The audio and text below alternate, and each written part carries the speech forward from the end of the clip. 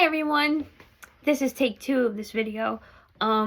It's Maddie from It's a Maddie Mad World podcast, coming at you with kind of a ramble of sorts and kind of a more personal, down-to-earth video instead of a kind of review. There's going to be a short review at the end of this video because I saw Mario tonight. I just thought it was just but I wanted to talk a little bit more about kind of myself for a little bit. Let me start over. April is the month of Autism Acceptance Month, and for years, I wanted to do something to talk about my experiences, and I have an art blog where I post art pieces almost every year about stuff that interests me, but I never, until I made this podcast a reality, had an outlet to talk about kind of the stuff that influenced me as a woman on the spectrum and kind of made me into the person I am today.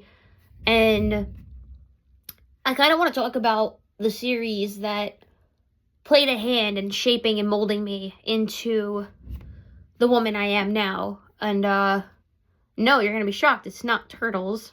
That's going to be for another video. If you've guessed it, it's One Piece.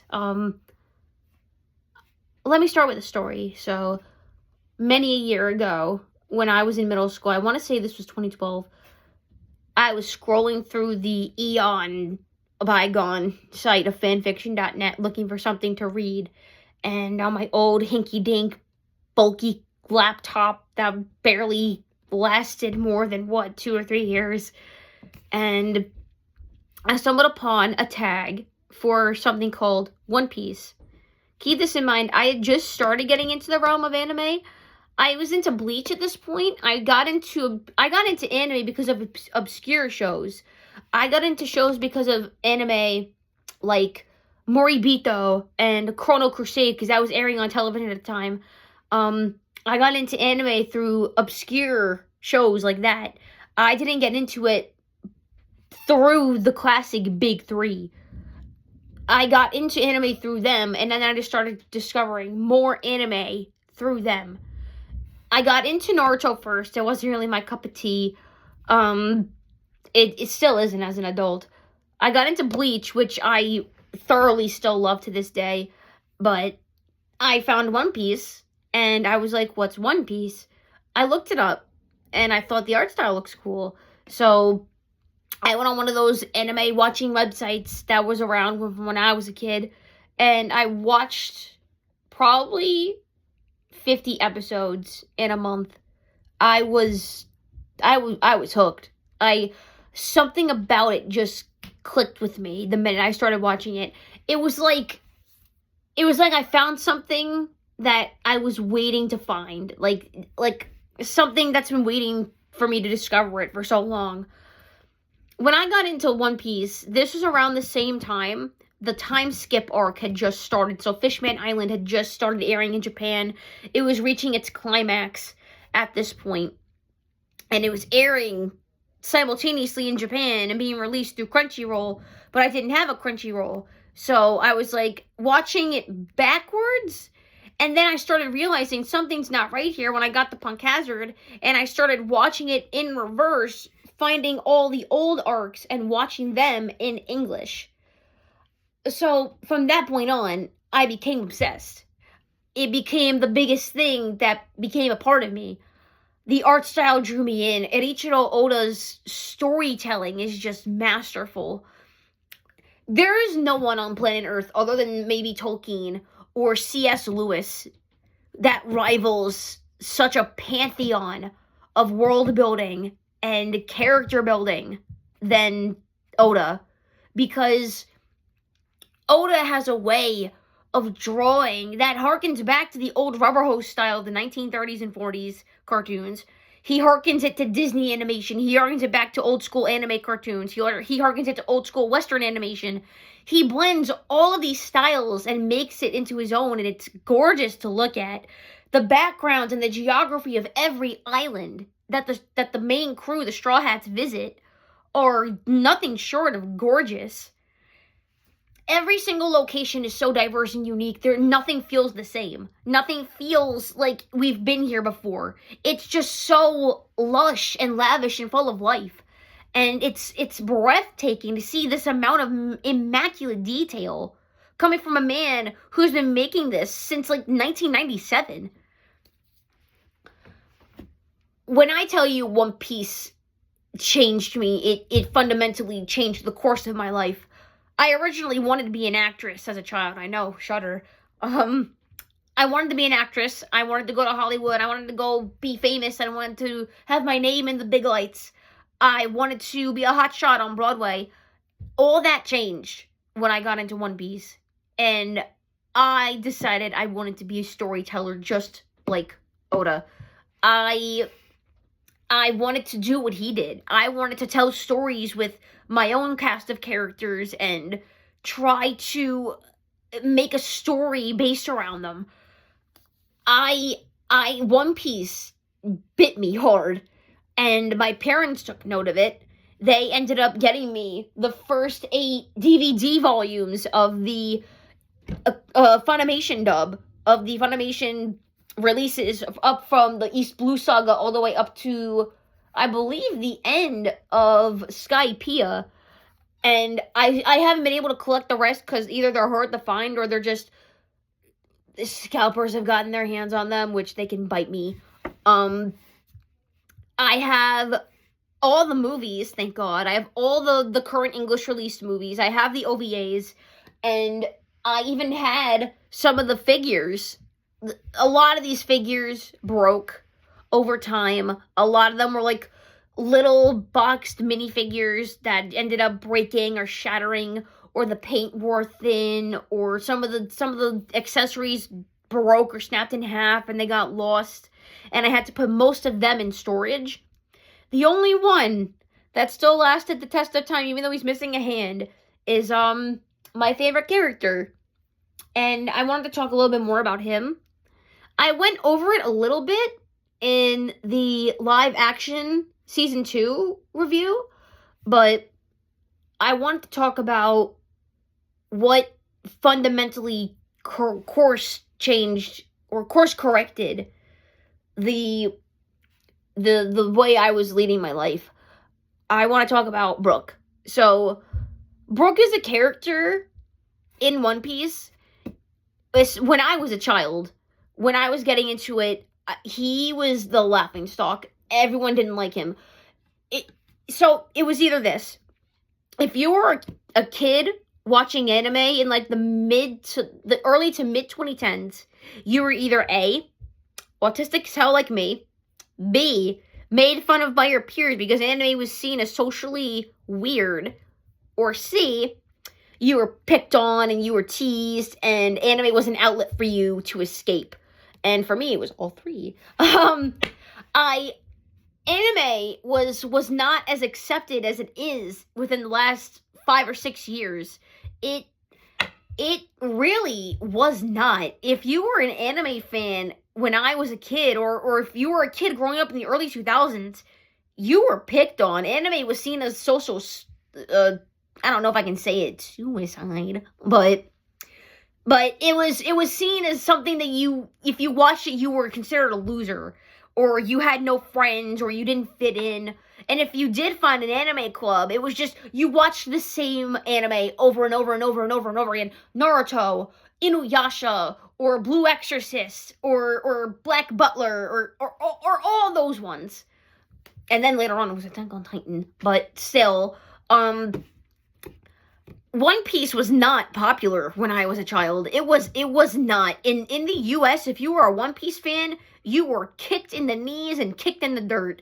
You were either ostracized or you were seen as the loser of the big three quartet. Because it was... People regarded One Piece at the time as childish because the art style was silly and the characters looked so silly and the story probably was never going to end because it lasted so long. And Bleach and Naruto were in their prime. They were in their heyday. Even though the anime of Bleach was coming to an end in like 2012, 2013, and the start of the 1,000-Year Blood War had just started in the manga for Bleach. And I believe at the time Naruto was reaching its end, if not going towards its final arc. Because I believe Naruto ended in 2015, 2016. But regardless, One Piece was not big when I was a kid. It was not. You were picked on if you liked One Piece. Even if you did find the rare American One Piece fan that lived near you, or if you just happened upon a One Piece fan in the wild and you just happened to talk about One Piece and you said your favorite character, my favorite character was Brook. Oh my god, you like the pervy skeleton? You're weird. And that was the end of that conversation. I, in my whole life, have only met maybe 5 or 6 One Piece fans in person. I know now One Piece is worldwide, and it's always been that way. But in the last few years, One Piece has blown up. Thanks to the live action adaptation, for one, and for just how big it became, because of the momentum of the story and because of how huge the manga was becoming because of Wano. So I'm getting off track. Brook, as a character, is regarded as the lesser of the Straw Hat crew. Everyone said he was just weird when I was little. But that was never the case for me. When I got the filler bark, I was at a point in my life where I was in a pit. I was told every day by my peers that I was better off dead, that I didn't belong, I didn't fit in because I was retarded. I was just less than. I didn't deserve to exist because I was born wrong. I was a defect. I was a freak. I was a loser. I was gonna die alone. I was better off dead. I was better off not being around because I was different. I was in a classroom full of kids that would kick me when I was down. I'm talking like if they found out I found something that made me happy, they would snatch it out of my hands and start playing football with it across the room. I brought in a One Piece manga, my very first One Piece manga, volume 64. I still have it with me today. And I cherished that thing. It was my first manga I ever bought with my own money. I saved up birthday money for that. And I was so excited to get it. I purchased it from my local comic book store. I was so excited. And then I brought it to school the next week, thinking nothing of it. And one of the kids that picked on me decided to snatch it out of my bag and started to huck it just across the room to his other buddies. And I was begging and pleading, please don't break it, please don't break it, please don't break it. They were like, what are you gonna do? Cry, cry, cry because you're a retard? And that was just my life. That was literally my life for 3 years. If I found the smallest increment of joy, they tried to snuff it out because they wanted me miserable. And at a point, I believed them. I'm not going to sit here and lie to you. I believed them. I thought everyone else would be better off if I wasn't around. I thought everyone else, my family, would be better off if I just didn't exist because I was a defect. I was born wrong. I mean, in my head, it kind of made sense because I had all these brain surgeries as a kid. And I thought, maybe because I was born a defect because of my autism, that was the cause, and it happened because I was born wrong. That's what I thought, and I believed them for years. But then I got the thriller bark, and I was introduced to Brook.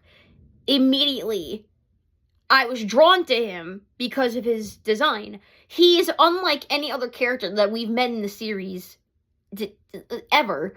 He's a skeleton with an afro. He's 9 foot tall, and he's a musician. He sings and dances and makes jokes about, can I please see your panties?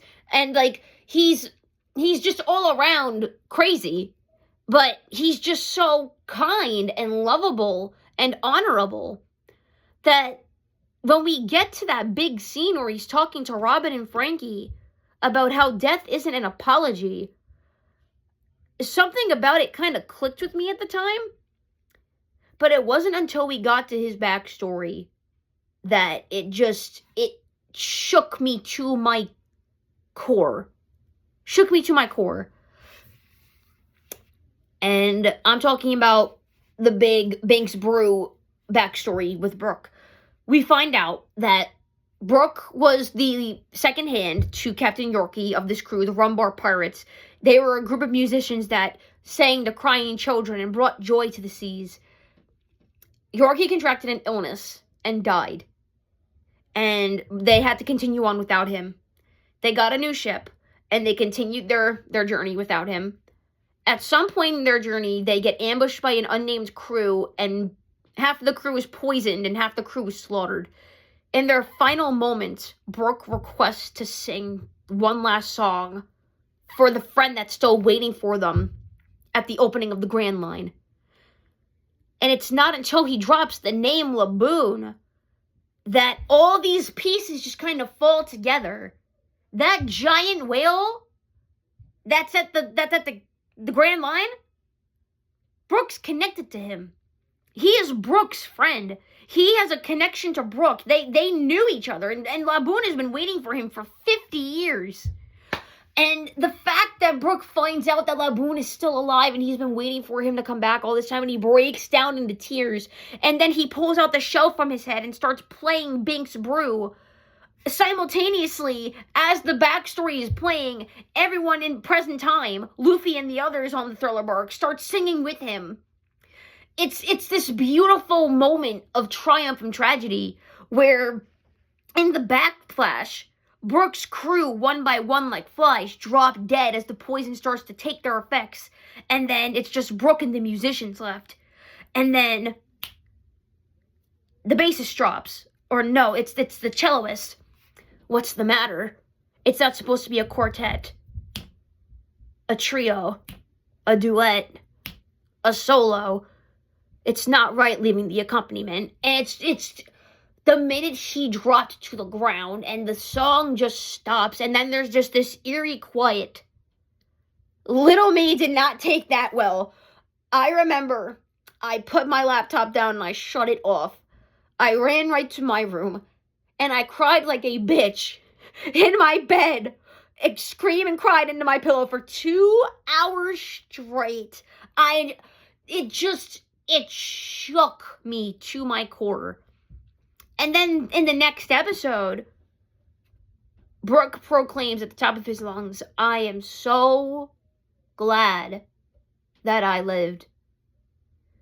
For 50 years after this man got brought back to life because of the Yomi Yomi no Mi, his soul was lost at sea for a year after he died. His soul finally reunited with him, and it was a skeleton. The only thing that remained of him when he was alive is his afro because of his thick roots.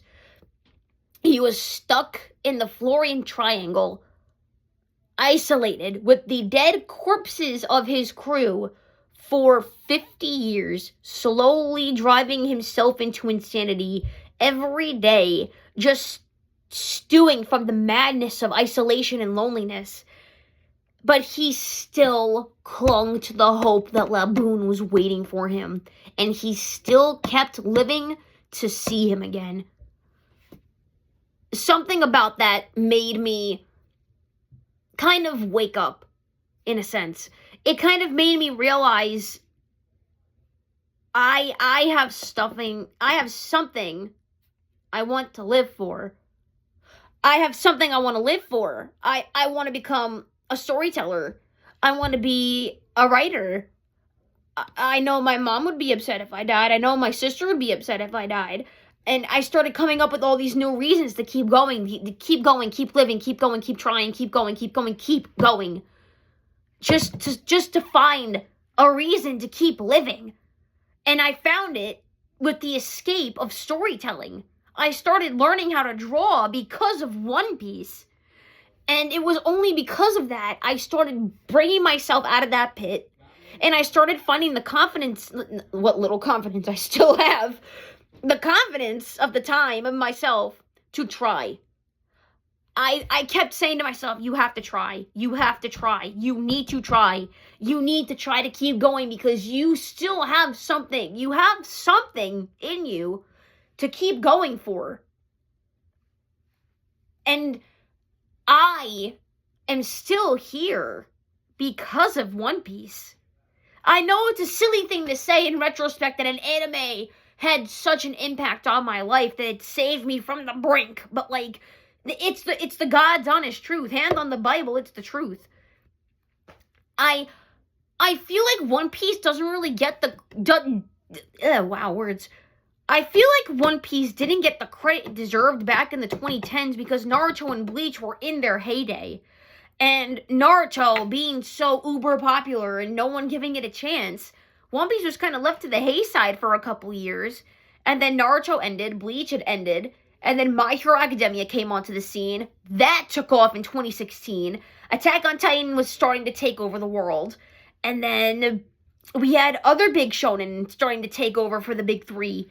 And then, like, what, 2020, Demon Slayer was, like, a big thing. I remember during COVID, it was, like, huge. And then we had shows like Jujutsu Kaisen and Chainsaw Man. The biggest problem I have with anime now is that it's so manufactured and overproduced. There is nothing really to be excited about anymore. Because back then, a new series took off, and it was like, once that series took off, it was like a rocket. It took off and the sky was the limit. It was all over the place. You wouldn't get 2 inches without hearing someone go, My Hero Academia this, Attack on Titan that, Jujutsu Kaisen, like all of this big stuff. And yet, One Piece didn't get that until I feel the 2020s. Really, the 2020s. When news of the live-action adaptation came out, and everyone, including myself, shit a brick. Because we were scared shitless about the potential horrors of what was to come. I've talked about this in the last few videos.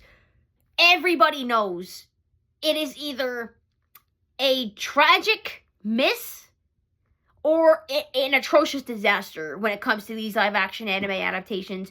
It really comes down to the writers, the actors, and the directors, and who's producing it. What studio is helming the project? Because unless you have a team that gives a shit about the source material, it's gonna fail. We've seen it time and time again that, oh, we care so much about blank series because we grew up with it and we want to give honor to the source material and we want to honor the fans, when in reality, you're just trying to make a quick cash grab and you're not doing it for the fans. You're doing it for yourself and you're making a quick buck. And when that series fails, you're sitting there flabbergasted. Gee, I wonder why that failed. Like Cowboy Bebop on Netflix. That was a shit show. Or the American Death Note. That was a bonfire. The only good thing about that movie was Elle and the guy playing Ryuk. He plays the Green Goblin in the Sam Raimi Spider-Man films. Oh, God. I know his name. It's going to come back to me later. And I'm going to be like, oh, my God. It's so obvious in retrospect. I do this all the time. Or you could have disasters like Dragon Ball Evolution. Or the Japanese Attack on Titan movie. Or even the live-action Full Metal Alchemist from way back when in like 2020, 2019, whenever that was. Or you shoot your shot and you miss, is what I'm trying to say. It's a real challenge and a struggle. Because anime is so overhyped and so crazy, you have to kind of match that crazy or it's gonna end up looking like a mess. So, rightfully, I think everyone was rightfully concerned when it was first announced because we all thought it was never gonna happen. But then Netflix stepped in and said we're adapting it, and we were like, oh no, we're screwed. But then the casting came out, and it was staying true to Oda's vision from the SBS columns. And that's what made me go do a double take and go, you'd have to really know your manga research to know that. You would have to be a diehard One Piece fan who knows their stuff and knows about the SBS columns to stay true to that. That's what made me go, okay, I'm paying attention. Then the first season came out. It was a smashing success. I couldn't believe how good it was. I couldn't believe how amazing it was. Season 2 just came out. I went to the premiere and I was sobbing. I was screaming like I was in Avengers Endgame. I couldn't believe how true to the source material it was and how they brought certain aspects to life better even in the anime. Mr. Nine's character was done flawlessly in the live-action adaptation. We got more characterization with Miss Golden Week. We got more stuff to do with some of the Baroque Works agents. We got more stuff with Smoker and Tashigi in the background doing espionage work. We got to see more of the bonding between the Straw Hats. The camaraderie, the camaraderie between the main 5 actors on this crew is so good.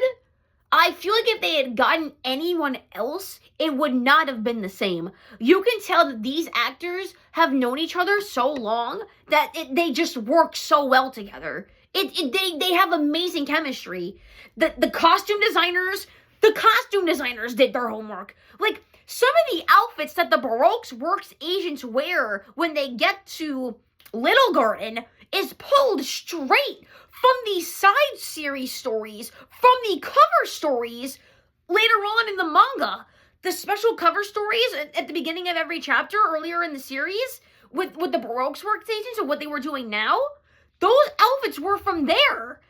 It blew my mind how dedicated and how closely they were paying attention to all these details. Because I was flabbergasted by how good it was. They easily could have gotten this wrong, but the director knows what he's doing and he cares. Because One Piece is more than just this wacky, go-lucky story about pirates sailing the sea for treasure. It's an emotional story about finding connections with your fellow man. It's about standing up and believing in what you believe in. It's about going against the grain and trying to find yourself in a world where no one will accept you if you try to follow your dreams. And if you do follow your dreams, you're either going to be snuffed out by the Navy or you're going to be hunted down like a fugitive by bounty hunters and the Navy. In the world of One Piece, a pirate is seen as the lowest of the low. They're less than. They're criminals. They're vagabonds. They're evil. But with the Straw Hat crew, they're dreamers. They're not going out here pillaging and plundering. They're changing lives. They're saving people. They're dreamers trying to reach the end of their goals. And along the way, they stop and help people if they feel like they need help.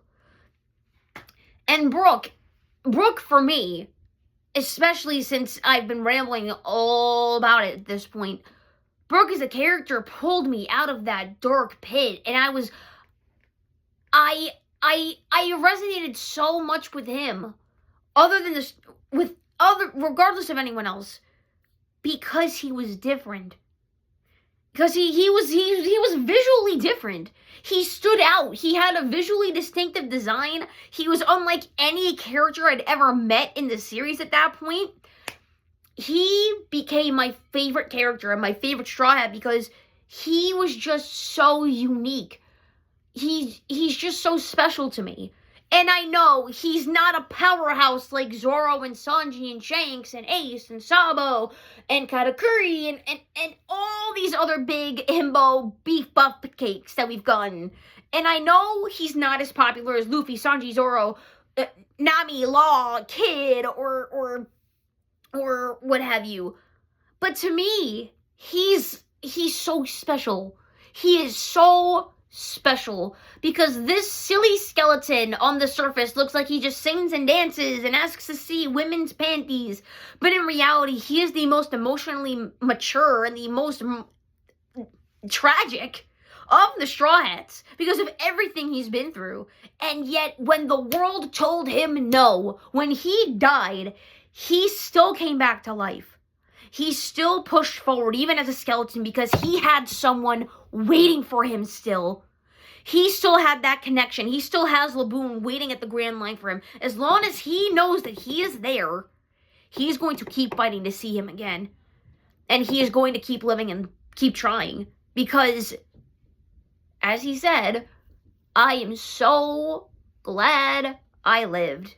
And death is not an apology.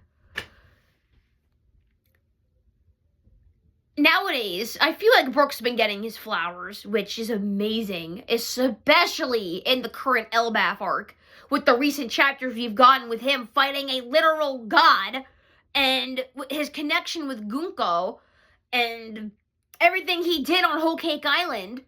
He carried the weight of 90% of Whole Cake Island just on his back alone, and it's like, I feel like people are just now starting to realize, oh, Brooke's been this amazing character this whole time, and I'm just sitting here on the back lines like,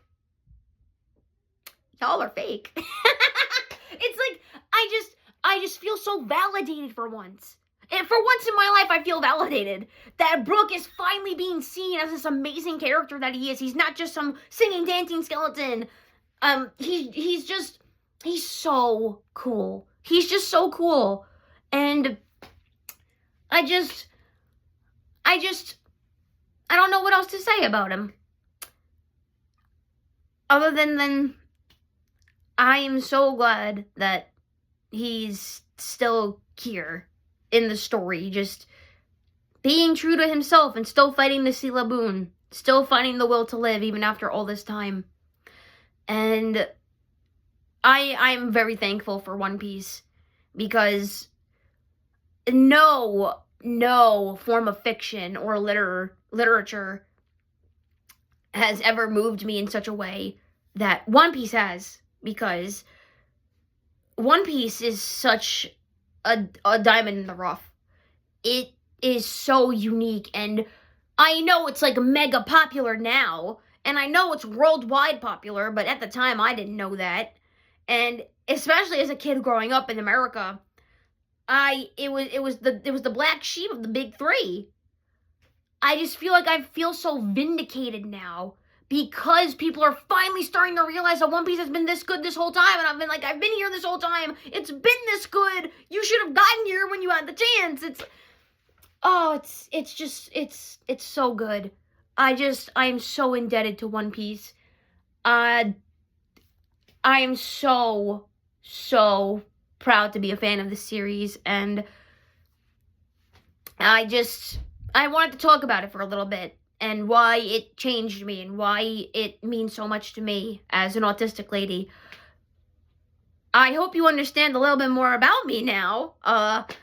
That's some of my lore in a nutshell. The turtle stuff we'll get into another day, but I guess, yeah, I just wanted to talk about One Piece for a little bit.